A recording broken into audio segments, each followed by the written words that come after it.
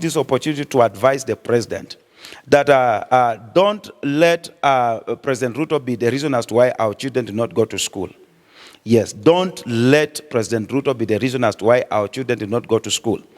We want you to return free primary and secondary education. Number two, we want you to do something that you will leave behind as a legacy.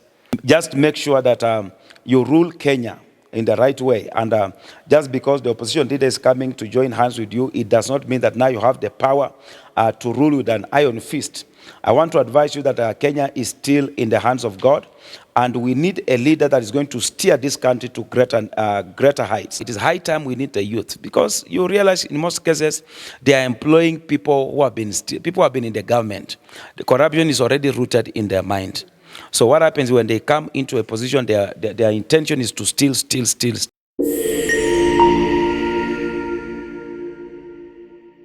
Hi, what's up good people of Fedi Media? Karibuni sana. As you can see guys, today tuko maeneo fulani. Nimemtafuta the man of God, Prophet Mathew Israel. Toko tukipiga story naye atuambie amekuaje and a lot that has been happening. Ndo aweze kutufafanulia tujue what's really happening. Without further ado guys, allow me to let my guest introduce himself. Apostle, how are you? Oh, Prophet. Yes, my name is Prophet Mathew Israel. You know, the problem with Kenya is that most people, they have forfeited the title of the prophetic. So I will not blame you when you call me an apostle, because in Kenya, we haven't heard of the title of the prophets. So my name is Prophet Mathew Israel of Christ's Chosen Generation. Yes, this is the house of God where we minister. We are located in Kasarani. Hunters, former Clay City girls. And I'm happy to host you here in this place. Yeah. Back to now Kenya, President Ruto. Yes. There's a prophecy that you talked about him. And now with everything that is happening, where do you think Kenya is going at the moment? Kenya is heading to the right direction. I believe after the youth, the so-called the Gen Zs, after they went to the streets, the president has put into consideration a few things, because actually the economy was doing very poorly, and where the direction we were taking, it was so bad. But if the president is going to implement whatever he's saying, Kenya has got a future. Kenya has got a future.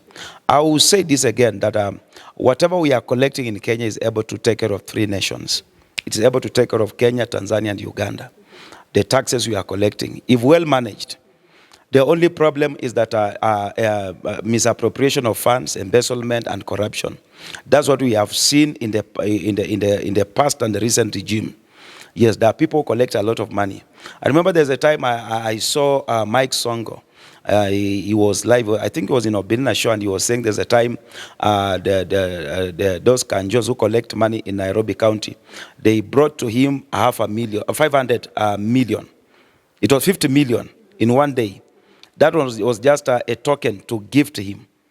50 million after they had collected money. And Sonko looked at them and he said, no, this is a misuse of money. And he carried the money to the State House, and he called the president and he said, if they can bring me 50 million in a day, how much are we collecting in Nairobi? And he said, we need to stop this and see what this money can do. But unfortunately, Sonko, when they realized this, they used all the power to remove him from office, because they saw him as a foolish man. Because their work is to steal. They don't get tired of stealing. So the money we collect in Nairobi alone can run Kenya. In Nairobi County, it can run Kenya. So we have a lot of money in this country. If the president can take good take good care of the resources we have, I am very sure that this nation can be number one in Africa. It will become number one. Kenya has the potential of leading in Africa. It has all the potential with good leadership. And I want to believe that with the cabinet is creating, is going to bring in a few youth also. We're expecting that, because the advice I gave him, I told him that going forward, if you want to end this thing of the youth going to the street, he needs to involve the youth in his cabinet. Yes, you need to involve the youth in his cabinet, and not just a cabinet alone, but every other appointments. If not putting the youth in those positions, he can put them as assistant if they can come in to assist the people who have been given the position. Because it is high time we need the youth. Because you realize in most cases, they are employing people who have been, people who have been in the government. The corruption is already rooted in their mind. So what happens when they come into a position, their intention is to steal. So I believe that with good governance, Kenya is headed to the right direction. Yes. Okay, you've said Kenya we are heading into the right direction. Yes. But tomorrow bado maandamano inaendelea. What advice maybe would you give to Gen Zs? I want to speak to the Gen Zs once again that what you did by going to the streets was the right thing. And the president is actually responding to their demands.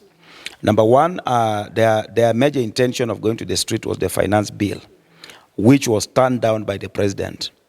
And then they started to demand that the cabinet must be disbanded. The president went ahead and did that. And now you see, the country cannot stay without these cabinet positions. Because if we are having Kenya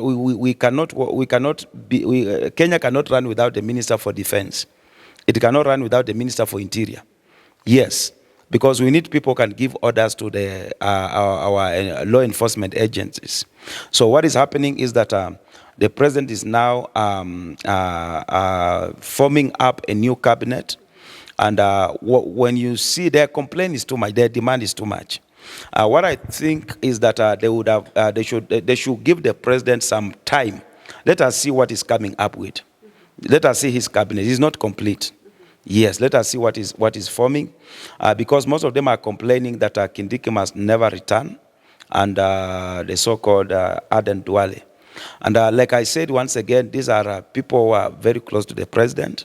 Number one, they played a very big role in his campaign. Any politician will reward what you call loyalty. These are people who are very loyal to him. And like I said, before they just went into election, there was a contest between Deputy President Gachagua and Kindiki, who was going to be the running mate. So after a very strong contest and a strong discussion, it was concluded that Gachagua would take the position. So it was actually Kindiki was supposed to become the deputy. But you see, that's what happened. So he was that close. So there is no way when you are forming another government, you will leave him out. Yes. Although what the president would have done, he would have taken him to maybe the position of Attorney General. I think that he will do well because he's a person who's versed well in the law. He's a professor in law and he understands the whole issue that has to do with the law. Yeah.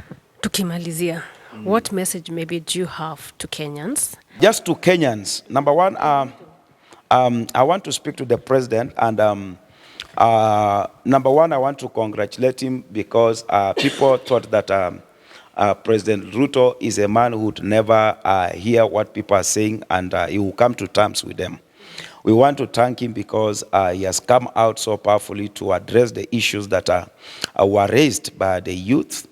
And my advice to you is that you need people around you who can advise you, genuine friends, because there are so many people in your board who are misadvising you. The kind of message they are giving you is not the right message. So you have to be very careful. Number two, I have seen you are working hand to hand with an opposition leader. You also have to be very careful so that just because the opposition leader has joined you, you come together and continue to oppress the Kenyans. No. So just make sure that you rule Kenya in the right way. And just because the opposition leader is coming to join hands with you, it does not mean that now you have the power to rule with an iron fist. I want to advise you that Kenya is still in the hands of God, and we need a leader that is going to steer this country to greater heights. We still want to see results. We want to see you performing. We want to see you building roads. We want to see you doing many things. You know, when Kibaki came, he left a legacy. His legacy, I think, was roads. He did a lot of roads, and we remember free education. We remember Kibaki with the so-called roads and free education. So I want to use this opportunity to advise the president that don't let President Ruto be the reason as to why our children do not go to school. Yes, don't let President Ruto be the reason as to why our children do not go to school. We want you to return free primary and secondary education. Number two, we want you to do something that you will leave behind as a legacy. Yes, I know you had an intention of tree planting and housing. You wanted to leave them behind as a legacy, but you have received strong opposition on those two things. So we want you to sit down and get good advisors who will tell you that when you leave this behind as a legacy, people will look at it and they will remember you as Ruto, what you did. Yes. To Kenyans. I want to speak to Kenyans that we have to remain calm. We have to continue praying for our country because this country belongs to us. If Kenya burns, all of us are going to burn. If Kenya goes to the dogs, all of us are going to the dogs. So as much as we are still going on the streets and fighting to remove the president from power, I want to still reiterate this, that if the president goes home, it is us that we are going to have issues. So let us pray for the nation, number one. Number two, let us be very wise so that whatever we are doing, we are not going to destroy our country with our own hands. You know, the other nations are celebrating us because we have pushed the president to the wall until he has implemented a few things.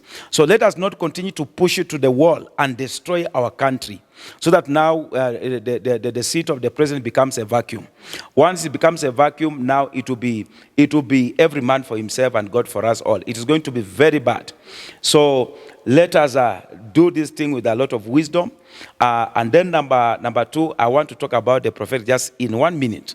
That Kenyans, you have to understand, I know you are not used to the prophetic, but you have to get used to the prophetic.